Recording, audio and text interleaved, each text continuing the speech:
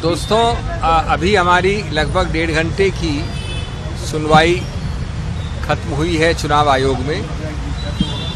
हमारी तरफ से रिस्पोंडेंट जो हैं, जवाबदेही पहली बार शुरू हुई और हमने कुछ बहुत ही चौंका देने वाले, बहुत ही अजीबोगरीब चीज़ें, तथ्य चुनाव आयोग के सामने रखे। मुख्य इसमें था कि जो दस्तावेज याचक ने, एप्लीकेंट ने चुनाव आयोग में फाइल किए थे, हमने लगभग 20,000 ऐसे एफिडेविट ढूंढे हैं और हमने 8,900 उसमें से एफिडेविट्स की चार्ट बना के दी माननीय चुनाव आयोग को, जिसमें पूरी तरह से भ्रष्ट तरीके से, विकृत तरीके से दस्तावेज और हलफनामों पे अनेकों प्रकार की त्रुटियां हैं, जो दिखाता है कि ये फोर्जरी है, ये फ्रॉड है। उदाहरण के तौर पे एक कैटेगरी है जहां की व्यक्ति विशेष मृत है, जिसकी मृत्यु हो गई है, उसका भी एफिडेविट डाला गया है। दूसरा उदाहरण है कि वो माइनर है, यानी अल्पायु का है, 18 वर्ष से कम है, एफिडेविट डाला गया है। तीसरा कैटेगरी है, कई ऐसे एफिडेविट हैं जिसमें जो पद लिखा है एनसीपी का, वो पद कहीं जानता ही नहीं है। एनसीपी के संविधान में नहीं है, कभी लागू नहीं हुआ।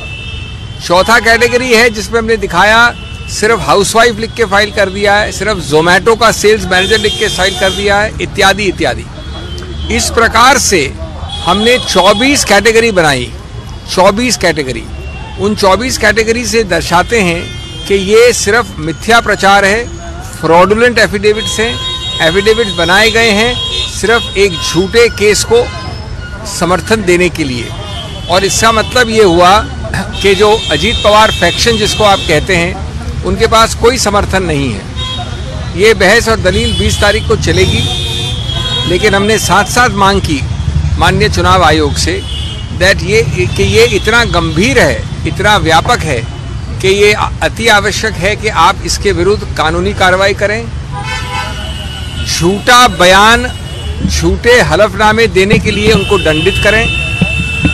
क्रिमिनल आईपीसी जो है, दंड संहिता है, उसके अंतर्गत जो कई सारे झूठे बयान देने के ऑफेंस होते हैं, उसके विषय में एक्शन लें, इत्यादि इत्यादि।